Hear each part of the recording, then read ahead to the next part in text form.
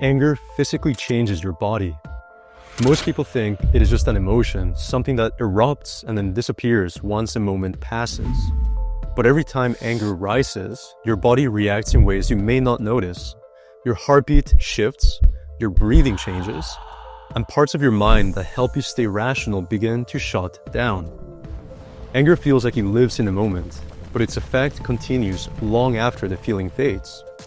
And over time, it begins to shape your health, your thinking, and even the way your body works.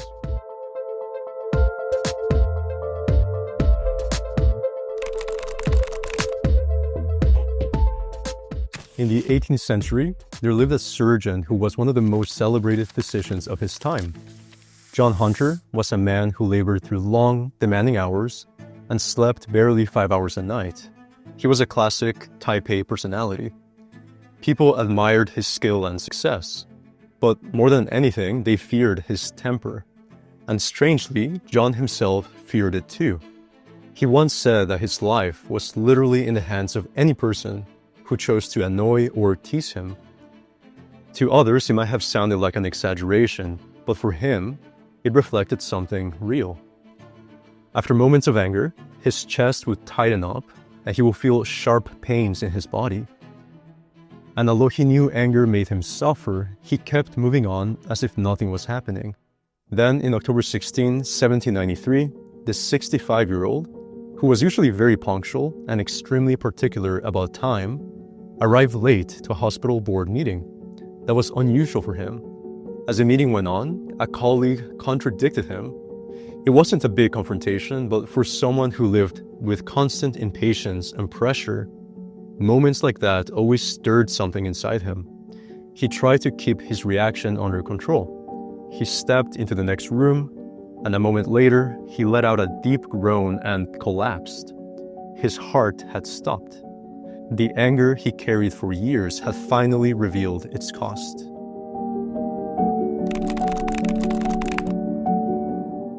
The reason John had to face that tragedy is that a lot more goes on inside of us during moments of rage than meets the eye.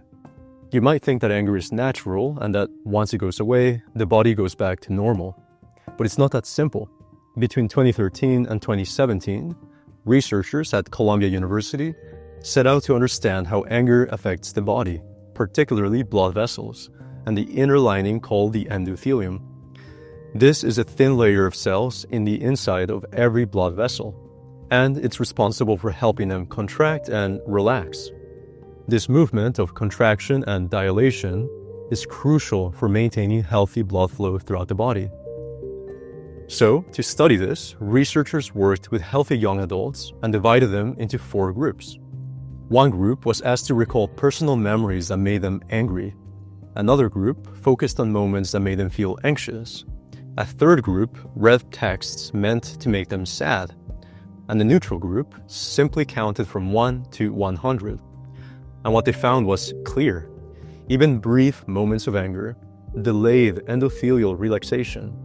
And it was an asymmetrical relationship. Just 8 minutes of anger reduced the blood vessel's ability to relax for up to 40 minutes. Anxiety didn't do this. Sadness didn't do this. Only anger did. And research shows that when moments like this repeat over months or years, the strain adds up as the vessels are continually constricted. It becomes a starting point of atherosclerosis, where plaque begins to form in the arteries. Blood flow becomes restricted, the heart works harder, and eventually severe cardiovascular disease develops. Anger doesn't just target the heart, it also affects your brain and behavior. The word anger comes from Old Norse and it means sorrow or grief. And rage, the extreme expression of anger, meant foolhardiness or insanity. The ancient Stoic philosopher Seneca viewed anger as a form of madness, a force that weakens rational thought and pushes a person away from clear judgments. Maybe there was truth to this. Take a look at these 2 parts of the brain. The one on the left is the amygdala. This is a part that reacts first when something feels threatening. It triggers fast emotional responses and prepares the body to act before you have time to think. And this here is the prefrontal cortex. This is where rational thinking happens. It helps you stay calm, make decisions, and weigh consequences. Now, what do you think happens in these regions when you get angry? The amygdala goes haywire, and the prefrontal cortex goes offline. As this happens, blood flow moves away from the regions that support judgment and problem solving, so the ability to think shrinks. Consequences feel distant, and reactions become sharp and impulsive. And research over the years has shown that anger makes people more likely to ruminate, react aggressively, and view situations in self-centered ways. It also affects moral judgment, increasing the urge to punish or retaliate when someone feels wronged. And as most of us should know, anger also harms the receiver. And tragically, this applies especially to children. Research shows that even harmless verbal anger can alter children's developing brains, creating neural changes comparable to physical or sexual abuse. Anger may not just be an emotion or a reaction, but maybe more like a kind of energy. Traditional Chinese medicine views anger through a very different lens. It begins with the idea of qi, the natural energy that moves through the body and keeps everything in balance. In traditional Chinese medicine, every emotion is linked to an organ, and anger is believed to be tied to the liver. When anger builds, it disrupts the smooth flow of qi, causing so-called liver qi stagnation. All of this is tied to the Chinese theory of the 5 elements, which connects emotions, organs, and the natural elements. Anger belongs to the element of wood. It represents growth and movement, but it can also become rigid. A tree that refuses to bend under pressure eventually breaks. In the same way, holding onto anger for too long can make a person feel more inflexible, more reactive, and overwhelmed. If energy stagnation continues in the liver, it can turn into what is known as liver fire. The wood metaphorically catches fire. And when the liver is on fire, the body reacts quickly. How so? Well, blood pressure can rise, you may get headaches, dizziness, eye redness, and even symptoms connected to stroke. And because the liver sits close to the spleen, the stomach, and the gallbladder, an imbalance in the liver affects these organs as well. Also, the gallbladder is linked to courage, judgment, and decision-making. When the liver and gallbladder fall out of harmony, emotional stability falls apart. Anger and resentment rise more easily, and the physical strain spreads throughout the body. Both ancient and modern perspectives point toward the same idea. Unmanaged anger disrupts the balance that keeps the mind and body healthy. Modern psychology explains anger as a reaction that rises when someone feels provoked or blocked from reaching a goal. And because anger can influence decision-making in seconds, researchers have spent years studying how to weaken it or address it. One answer that stands out is humility. In 2020, a team of scientists explored how humility affects anger and aggression. Participants were asked to recall a moment that made them feel humble and write about it for 2 minutes. Only then were they given scenarios designed to provoke anger, like someone speeding up when they try to pass or blocking traffic by parking slowly. And the results show that humility softened reactions. It lowered the urge to snap back, it made anger slower, weaker, and also easier to control.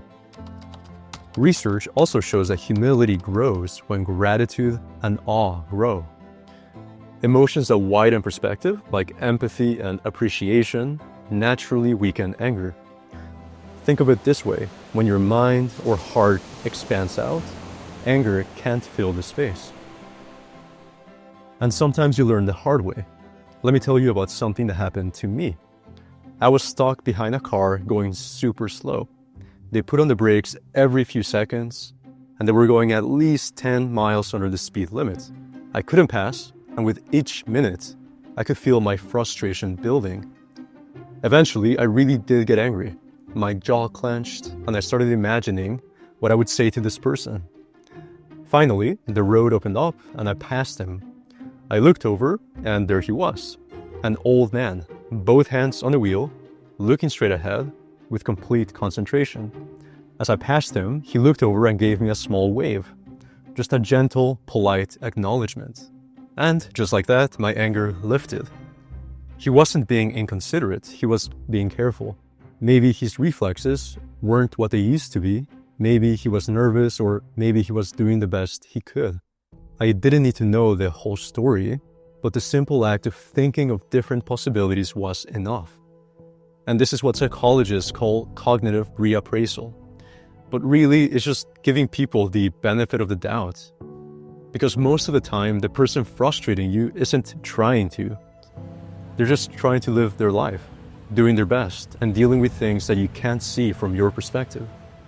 And the moment you imagine other possibilities, anger flies away. Also, managing anger shouldn't mean suppressing it.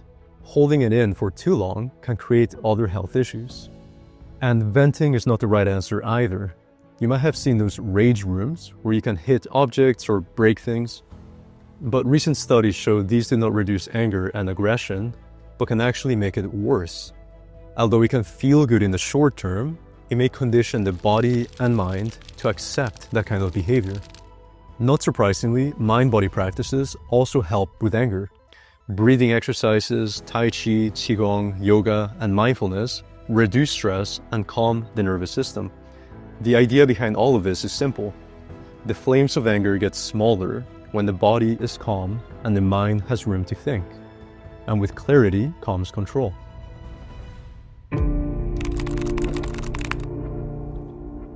John Hunter spent his life saving others, but he couldn't save himself from the one thing he knew was killing him.